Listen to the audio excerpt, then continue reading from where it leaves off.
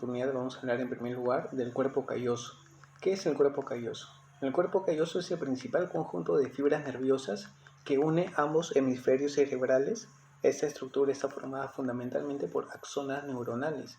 La función del cuerpo calloso es la de transmitir información de un hemisferio a otro, permitiendo la comunicación interhemisférica. También tiene vinculación con el aprendizaje y el procesamiento de la información al unir y ejercer de enlace entre los diferentes núcleos cerebrales. Bien, el cerebelo. El cerebelo es un órgano impar y medio situado en la fosa craneal posterior dorsal del tronco encefálico e inferior al lóbulo occipital y ocular. Se especializa en el control de los movimientos, de las integraciones sensitivo-motoras y del equilibrio corporal.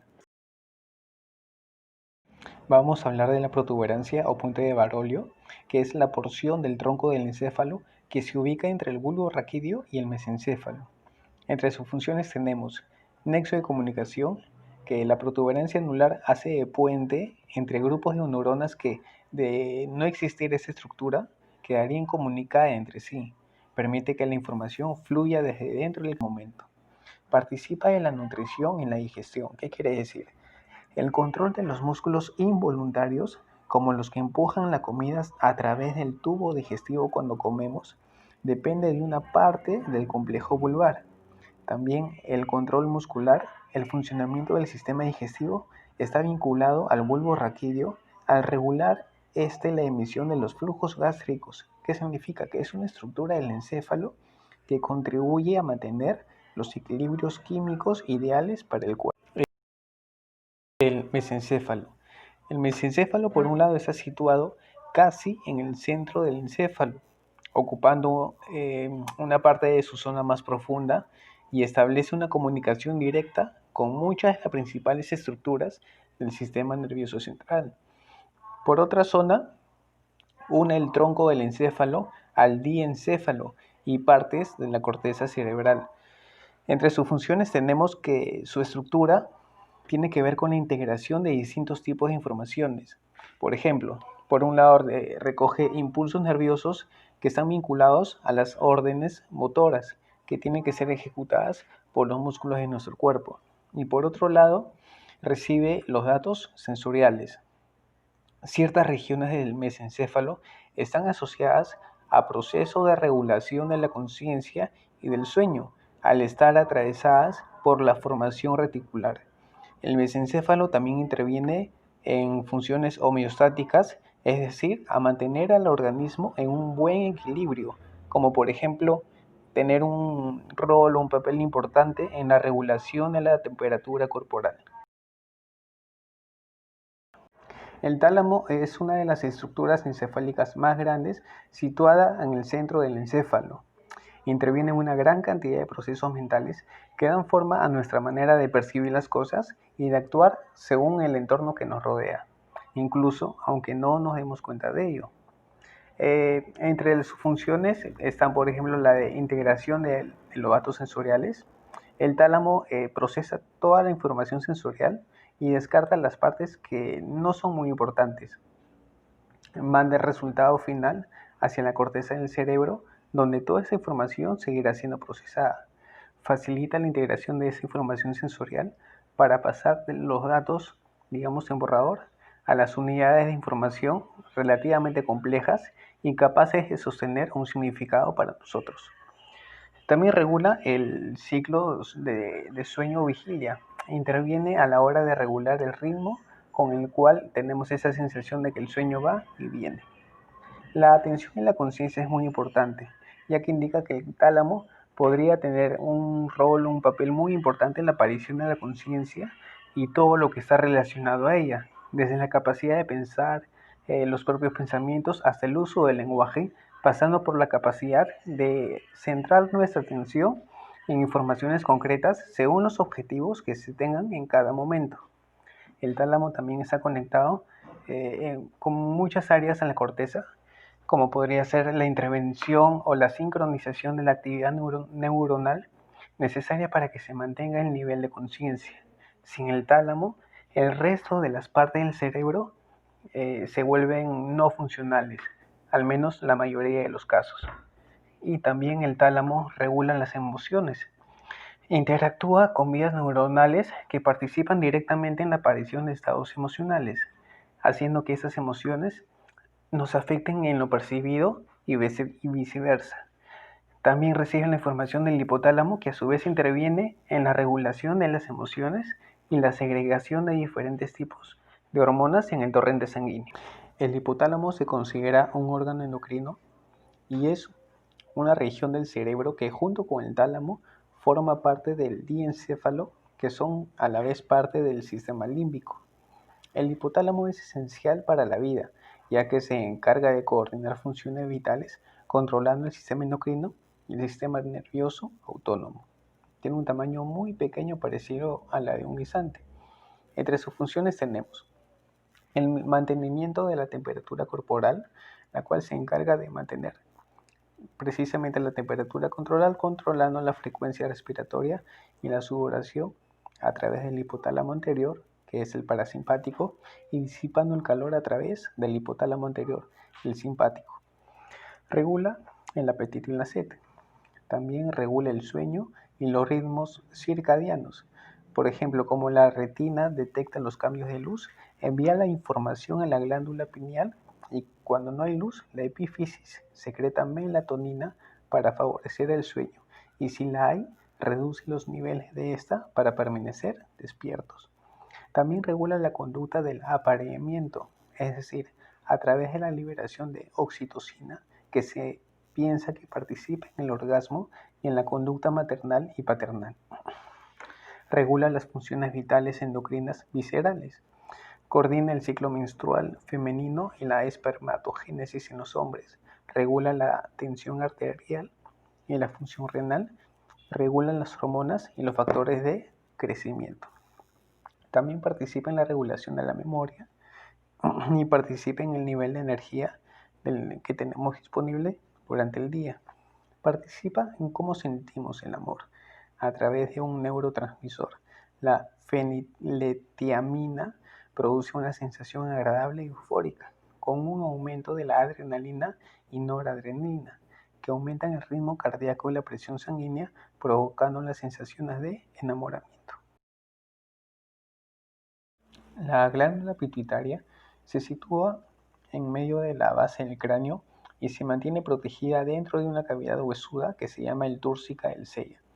Desempeña un papel muy esencial en mantener los niveles de hormonas totales en la sangre. La función de esta glándula es regular y secretar las hormonas que son necesarias para regular el equilibrio en el organismo.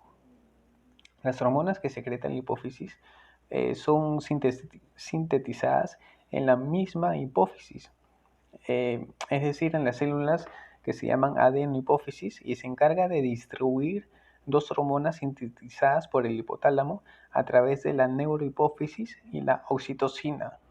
Entre las hormonas que secreta la adenohipófisis son, por ejemplo, la hormona de crecimiento, la tirotropina, o que son las hormonas de las tiroides, la hormona folículo estimulante, la hormona prolactina y la hormona adrenotricotrópica, y la hormona de crecimiento, que es segregada por las células somatótropas y secretada más abundantemente en la adenohipófisis. Estimula el crecimiento y la replicación de células, acelerando la síntesis de proteínas. Actúa sobre todas las células, pero especialmente lo hace en el desarrollo esquelético y muscular. Por esa razón, cuando hay un traumatismo, un golpe en esta hormona, ve aumentada su secreción. Esta hormona actúa también sobre el hígado, donde las células hepáticas responden sintetizando y secretando somatomedinas, que también son llamadas factores de crecimiento similares a la insulina.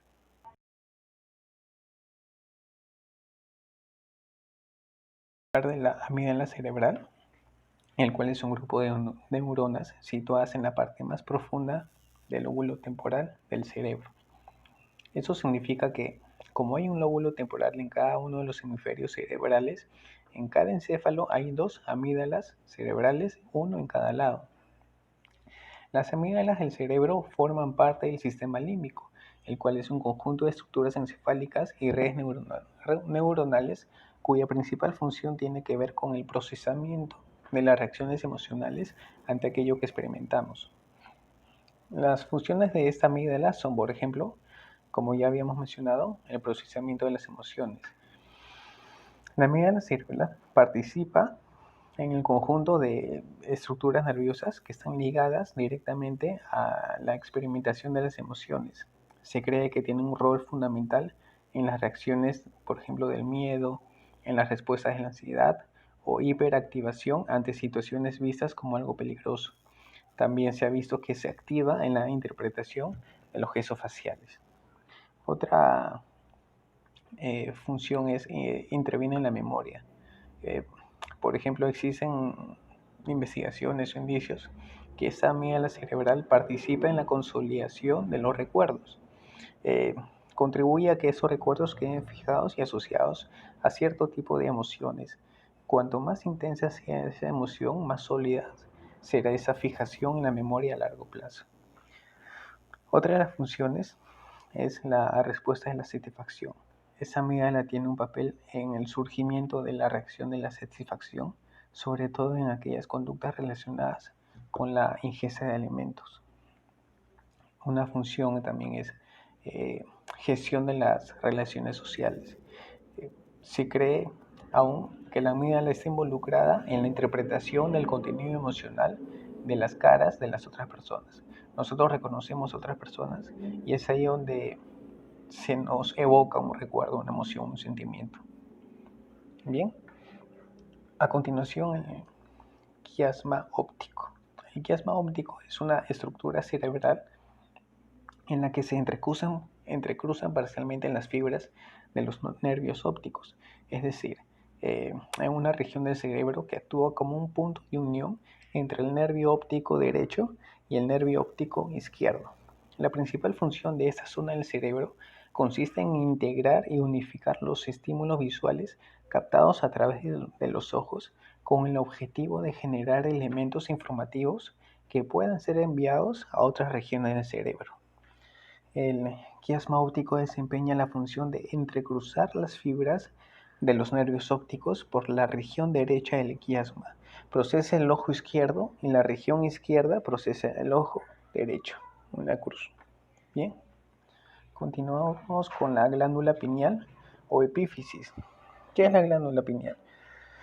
La glándula pineal es muy pequeña, del tamaño más o menos de un arroz, la cual comienza a aparecer y se desarrolla a partir de la semana 7 de gestación hasta los 2 años. Esta glándula pineal está muy relacionada con la salud mental y entre las principales funciones, por ejemplo, que tenemos es la producción de melatonina. ¿Qué es la melatonina? Es una hormona encargada de regular el proceso de sueño y también a la vez produce serotonina. Las funciones de esta glándula son, por ejemplo, regular el ritmo circadiano del cuerpo, que se encarga de producir melatonina. Envía al cuerpo las señales que hacen que nos sintamos cansados o con sueños a determinadas horas del día, ¿verdad? Así como también que estemos más activos en estado de alerta. Regulan las emociones. Ayuda a evitar que se produzcan algunos trastornos del sueño o depresivos. Esa glándula también hace que se generen ciertas hormonas como las endorfinas, que son las encargadas de aumentar nuestra felicidad y bienestar emocional en general. El metabolismo óseo también es fundamental para aumentar la masa ósea y evitar que se produzcan enfermedades como la osteoporosis. También ayuda a la maduración sexual. Regula el inicio de la maduración y la motivación sexual de cada individuo, generalmente en la etapa de la pubertad. Pigmentación de la piel también es muy importante, ya que la melatonina que produce esta glándula está relacionada con el tono de la piel. En las funciones mentales se han encontrado que esta glándula tiene relación con la concentración en la memoria, teniendo un efecto sobre las funciones cognitivas de las personas.